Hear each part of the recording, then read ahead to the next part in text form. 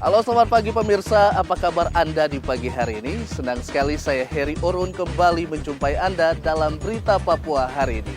Dan telah kami siapkan beberapa berita teraktual dan terpercaya, dan 3 berita utama telah kami sajikan untuk Anda.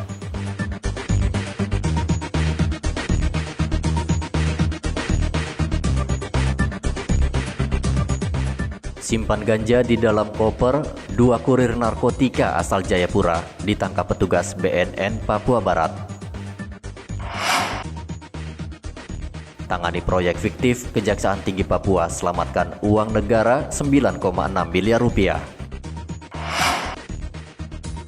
14 karyawan Hotel Mansina Manokwari terpapar COVID-19, Satgas tutup hotel selama 3 hari.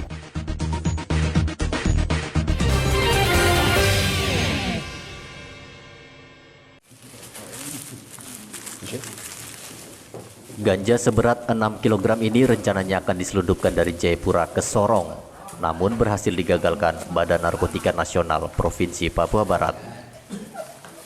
Petugas menangkap 2 pelaku ini yang ditugaskan sebagai kurir untuk membawa barang terlarang dari kapal penumpang Ciremai yang berlabuh di Pelabuhan Manokwari Selasa lalu. 6 kg ganja itu disimpan rapi di dalam koper.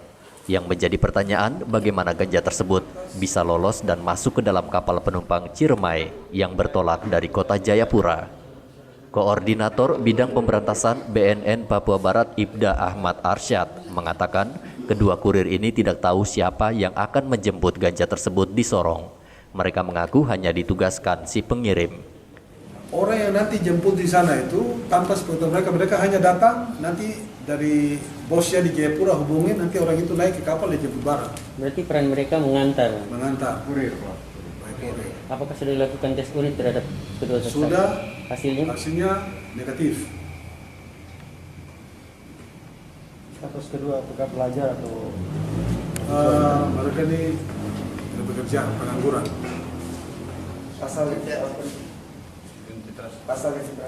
Pasal yang diterapkan yaitu pasal 111 ayat 1 dan 2 subsidi 131 Undang-Undang nomor 35 tahun 2009 tentang narkotika yang ancaman hukumannya di atas 10 tahun. Ganja dikemas dalam 19 bungkus plastik kecil dan 7 bungkus plastik besar. Biasanya sebelum diedarkan, ganja tersebut akan dipecah lagi menjadi paket kecil. Kedua kurir ini mengaku baru pertama kali membawa ganja yang menurut mereka berasal dari Kabupaten Kerom. Tim Liputan melaporkan dari Manokwari, Papua Barat.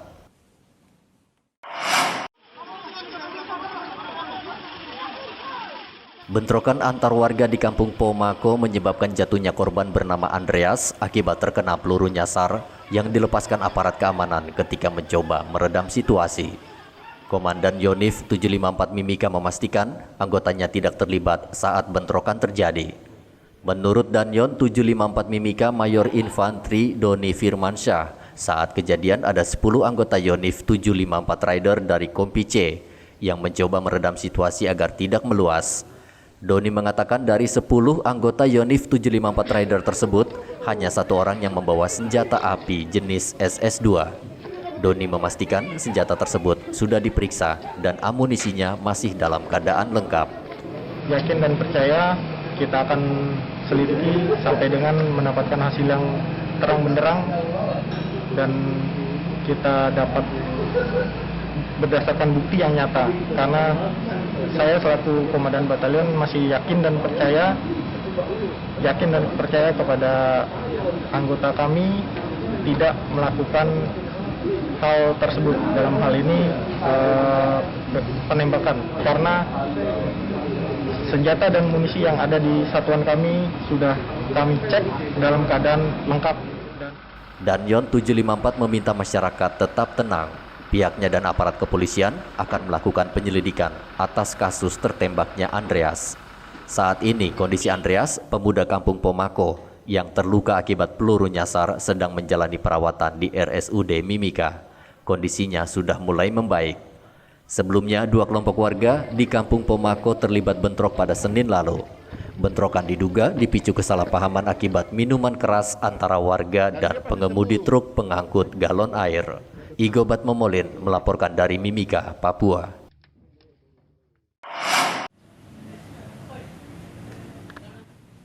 Kejaksaan Tinggi Papua berhasil menyelamatkan uang negara sebesar 9,6 miliar yang berpotensi dikorupsi PT GPP dalam kasus dugaan penyalahgunaan dana hibah subsidi penerbangan dengan transportasi helikopter di Kabupaten Waropen.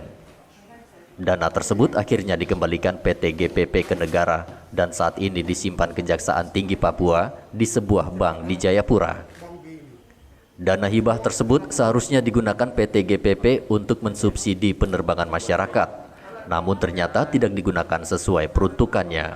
Oleh karena itu, menurut Kepala Kejaksaan Tinggi Papua Nikolaus Kondomo, PT GPP harus mengembalikan dana hibah dari APBD tersebut ke kas negara. Kendati PT GPP sudah mengembalikannya, Kejaksaan Tinggi memastikan kasus ini akan tetap berjalan. Penanganan perkara ini akan tetap kita proses. Nanti kita lihat prosesnya. Kita lihat prosesnya. Karena salah satu adalah beliau sudah PT tersebut harus mengembalikan ke negara sebesar apa yang ditetapkan oleh penyidik. Tujuan pertama utama kita adalah optimalisasi pengembalian kerugian negara ini. Untuk status nanti terhadap orang-orangnya akan kita pertimbangkan kemudian.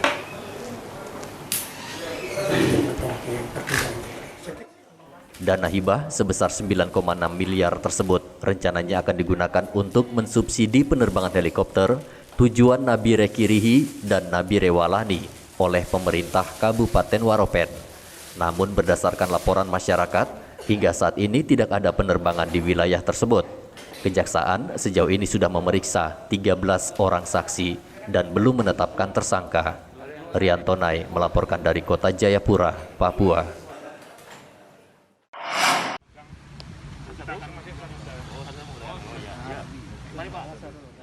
Kejaksaan Negeri Kaimana Rabu kemarin memusnahkan barang bukti hasil tindak pidana kejahatan yang sudah berkekuatan hukum tetap. Pemusnahan dilakukan di halaman kantor Kejari Kaimana. Barang bukti tersebut merupakan hasil sitaan sejak Januari hingga Maret 2021. Sebagian besar adalah minuman keras oplosan dan sejumlah senjata tajam yang digunakan untuk melakukan tindak pidana. Agenda siang hari ini tidak semua barang bukti kita hadirkan di sini karena takutnya mengganggu daripada rumah makan, karena kan ada sekitar 50 jerigen yang warna biru dan ada sekitar 40 yang botol aqua yang semuanya berisi miras jenis Sopi dan juga Sagiru. Dan juga ada beberapa tadi ada perangkat-perangkat, ada sekitar 5 drum, tapi tadi kita bawa cuma 1. Nanti kita akan musnahkan lagi di kantor karena kita takut mengganggu daripada aktivitas di... Pembuatan minuman keras lokal merupakan kasus yang paling banyak terjadi. Dalam sitaan kejaksaan, terdapat 50 jerigen minuman oplosan lokal jenis Sopi serta 5 drum miras oplosan Saguer. Minuman keras di Papua sangat populer dan disukai. Namun banyak yang tidak tahu, menjual dan mengedarkannya tanpa izin bisa dikenakan hukuman berdasarkan undang-undang yang berlaku. Minuman keras juga bisa menjadi pemicu kejahatan dan mengganggu ketertiban umum. Tim Liputan melaporkan dari Manokwari, Papua Barat.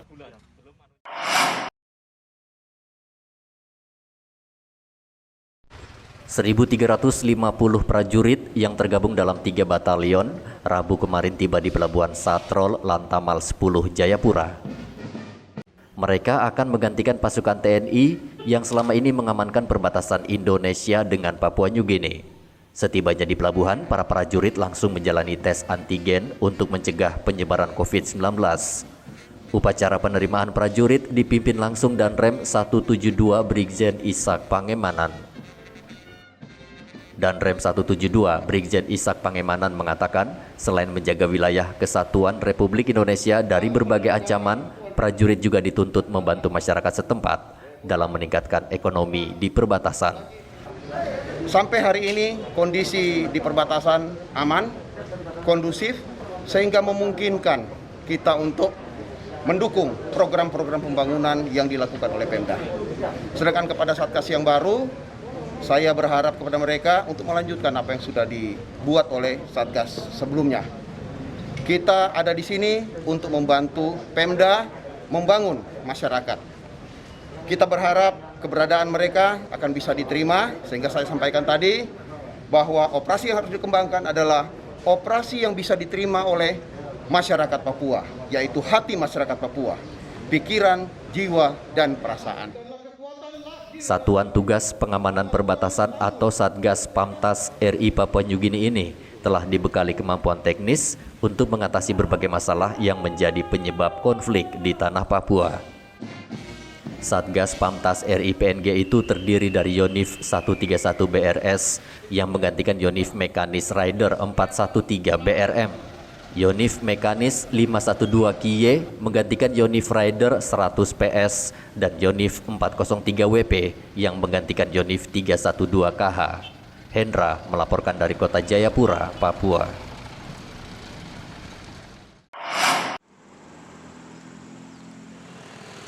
Sebanyak 14 karyawan Hotel Mansinam Beach di distrik Manokwari Timur, Kabupaten Manokwari, Papua Barat terpapar COVID-19. Untuk mencegah meluasnya penularan, hotel tersebut langsung ditutup sementara waktu. Satgas COVID-19 Manokwari langsung melakukan penyemprotan cairan disinfektan di seluruh sudut dan kamar hotel agar ruangan steril dari virus. Terpaparnya ke-14 pegawai Hotel Mansinam itu berdasarkan hasil tes antigen di Puskesmas Manokwari. Mereka langsung menjalani isolasi mandiri. Kita mendapat bahwa ada karyawan yang positif. Nah, kita ambil langkah lebih lanjut dari Puskesmas datang dan swab anak-anak. Antisipasi aja, langkah preventif saja. Dan ternyata dari hasil yang didapat, hasil tes yang keluar, ada 14 karyawan yang positif. Jadi kita minta arahan dari Puskesmas untuk bagaimana selanjutnya dari pihak Puskesmas berkata bahwa ini OTG, semuanya ini OTG, jadi kita disarankan untuk isolasi mandiri. Bupati Manokwari Herman Indo mengatakan pihaknya telah mengeluarkan surat edaran kepada seluruh hotel di Manokwari agar memeriksa seluruh karyawannya untuk mencegah penularan COVID-19. Swab secara keseluruhan di Kabupaten Manokwari untuk memastikan juga jangan sampai kemudian karena seperti Swalayan, Orchid maupun juga Mansinam Beach ini kan melayani orang banyak juga, dan kita berharap kita juga dorong untuk swab di tingkat masyarakat kita lakukan, termasuk pasar. Ya, termasuk pasar dan lain sebagainya. Ini kita lakukan supaya kita bisa memastikan atau mengidentifikasi masyarakat kita secara menyeluruh siapa-siapa yang sudah terinfeksi dan siapa yang belum, dan yang sudah terinfeksi kita berharap juga mereka bisa mengisolasi mandiri tetapi juga memanfaatkan fasilitas kesehatan kita baik rumah sakit provinsi maupun juga Kabupaten Manokwari untuk mendapatkan pelayanan. Pemkab Manokwari meminta seluruh pelaku usaha rutin menggelar pemeriksaan kesehatan pada karyawannya. Pemeriksaan wajib dilakukan setiap 2 pekan sekali agar penularan COVID bisa dicegah sedini mungkin. Tim Liputan melaporkan dari Manokwari, Papua Barat.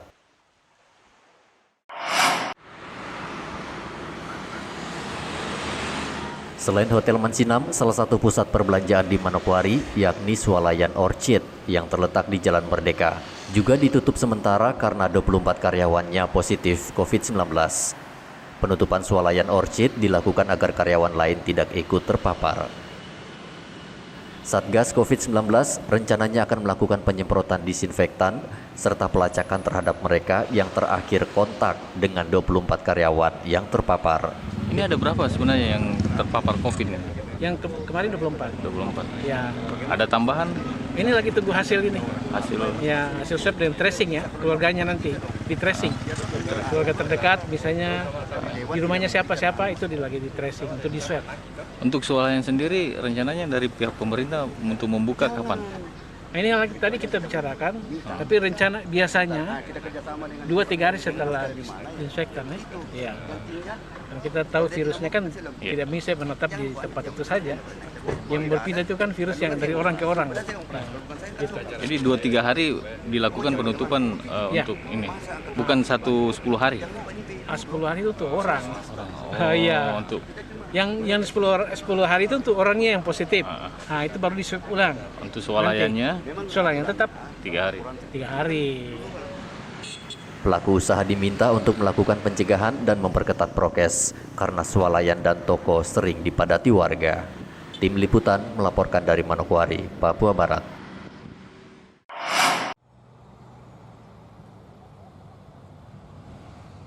Saat ini varian baru COVID-19 sudah masuk ke Indonesia. Varian baru yang disebut Corona B117 ini menular lebih cepat. Satgas COVID-19 Merauke mengambil langkah tegas untuk mengantisipasi masuknya varian COVID-19 baru itu ke Merauke dengan memperketat pemeriksaan di bandara dan pelabuhan yang merupakan pintu masuk untuk mendeteksi varian baru ini. Satgas juga memberlakukan tes antigen terhadap penumpang yang masuk ke Merauke. Selain itu, vaksinasi juga dilakukan karena bisa membantu menangkal serangan COVID-19. Kan kita tidak mungkin deteksi dengan tes yang sederhana itu rapid antigen, tapi minimal dengan rapid antigen kan masih, kalau mau varian baru tapi kalau dia COVID kan tetap masih bisa terdeteksi. Kan berarti virus baru, dia cuma mutasi. Virus ini kan dia setiap saat bermutasi. Dan ini jadi lebih kalau, ganas atau bagaimana? Ya kalau varian baru yang B117 informasinya begitu, daya tularnya lebih tinggi daripada COVID-19 yang sekarang, ya. Sehingga itu yang perlu diwaspadai. Dari yang disampaikan dari literatur atau medsos itu informasinya bisa 70% lebih tinggi daya tularnya dibandingkan yang sekarang. Ini sama, itu kan COVID juga, cuma kan virus COVID ini kan dia mutasi. Sejauh ini penyebaran varian baru Corona B117 ditemukan di DKI Jakarta, Jawa Barat, dan Kalimantan. Pemerintah terus melakukan pelacakan untuk memutus rantai penularan. Varian baru B117 menurut sejumlah pakar bisa menular lebih cepat sehingga dikhawatirkan bisa membebankan daya tampung rumah sakit. Namun belum diketahui pasti apakah lebih berbahaya dari varian sebelumnya. Muhammad Ridwan melaporkan dari Merauke, Papua.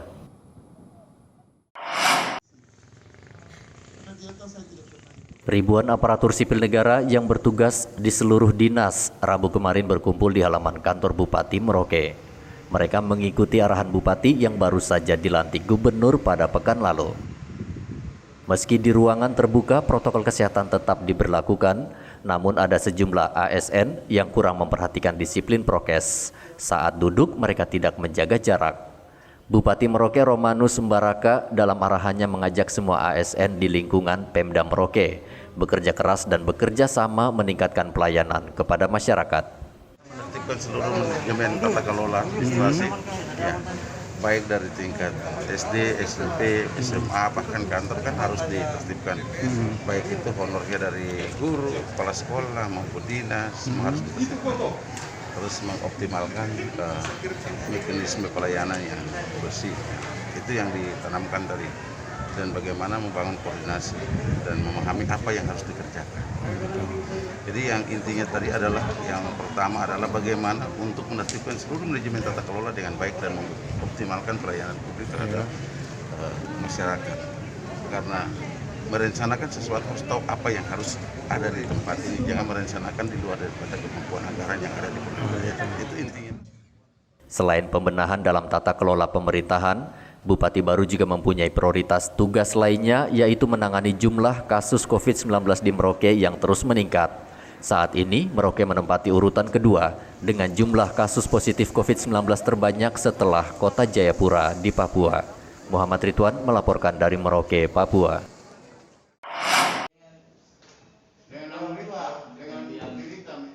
Saat ini, vaksinasi untuk polisi masih terus dilakukan di klinik Pratama Merauke. Namun tidak semua anggota bisa divaksin COVID-19. Dalam vaksinasi Rabu kemarin ada 8 polisi yang tidak lolos tes kesehatan karena mengidap hipertensi dan sebagian menderita diabetes. Vaksinasi COVID-19 memang harus mensyaratkan kondisi kesehatan pasien yang prima. Kaurdokes Polres Merauke Dr. Rahmadani menghimbau anggota polisi agar menjaga tekanan darah dan kadar gula dalam darah, agar ketika diperiksa bisa lolos untuk divaksinasi. Komorbid paling banyak hipertensi, Bapak. Jadi tensinya di atas 180. Kemudian diabetes, gulanya rata-rata hampir 300, Bapak. Jadi kita tunda. Oh gitu. Nanti kalau sudah terkontrol, kita sarankan balik lagi ke klinik untuk divaksin. Nah mereka yang hipertensi kemudian diabetes itu umur berapaan itu dok? Rata-rata umur 40 tahun ke atas 40 Bapak. tahun ke atas ya. Nah kira-kira jumlah ini akan masih bertambah. Ini kan masih hari kedua ya dok? Ini kan hari ketiga ya. Kira-kira masih akan bertambah? Masih akan bertambah jumlah yang mungkin untuk ditunda ya. Lalu gimana solusinya mereka yang tertunda ini? Sementara kalau memang tidak terkontrol, kita kemarin kasih terapi Bapak. Nanti 2 hari ke depan datang lagi, kita cek lagi, kita screening lagi. Kalau memenuhi syarat, kita laksanakan vaksin. Nah kalau tidak berarti tidak dilaksanakan? Tidak, berarti tidak memenuhi syarat. Tidak memenuhi syarat? Iya. Sampai berapa lama untuk anggota Polri ini untuk dilakukan vaksin dalam 2 minggu pertama ini Bapak, 2 minggu untuk tahap pertama, gitu. dosis pertamanya, iya. Nah jadi mereka yang umpamanya tertunda di tahap pertama ini bisa dilanjut ke tahap kedua nantinya? Tidak bisa Bapak, harus melewati dosis pertama dulu. Pada vaksinasi tahap kedua ini sebanyak 687 polisi yang akan divaksin, dan untuk mencegah kerumunan, vaksinasi dibatasi hanya 50 polisi setiap hari. Meski sudah divaksin, polisi tetap harus menaati protokol kesehatan agar terhindar dari COVID-19. Muhammad Ridwan melaporkan dari Merauke, Papua.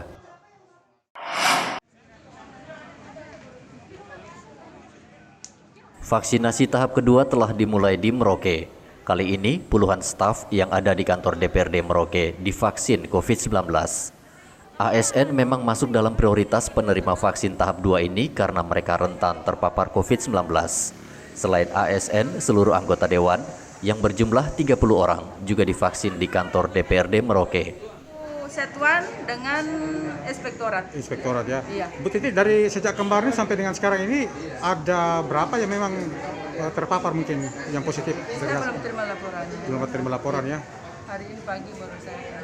Gitu. Tapi sebagian kemarin untuk vaksin apa semua bisa mengikuti? Artinya ada yang tidak bisa mungkin karena ada comorbidnya. Ada Bu Titi? Ada. Iya. Ada berapa orang Bu Titi? Untuk orangnya saya belum tahu, yang jelas karena tekanan darah tingginya yang akhirnya tidak bisa. Gitu. Rata-rata yang penyakit yang bawaan itu tekanan darah tinggi aja? Tekanan darah tinggi dengan gula. Oh dengan gula. Untuk kemarin ada berapa banyak itu? 500 ada ya? Sesuai dengan... Ada. Sesuai target kita mencapai target sekitar 500. Sebanyak 180 ASN dan Dewan akan divaksin secara bertahap agar tidak terjadi kerumunan. Vaksinasi terhadap ASN, polisi, dan tentara ditargetkan selesai pada Maret ini. Lalu pada tahap ketiga, vaksinasi akan dilanjutkan terhadap pedagang, sopir angkutan umum, serta lansia. Muhammad Ridwan melaporkan dari Merauke, Papua. Pemirsa, informasi tadi mengakhiri jumpa kita dalam Berita Papua hari ini. Saya Heri Orun, mewakili seluruh kerabat kerja yang bertugas, mengucapkan terima kasih untuk kebersamaan Anda. Selamat pagi, selamat beraktivitas, dan Wanyambe.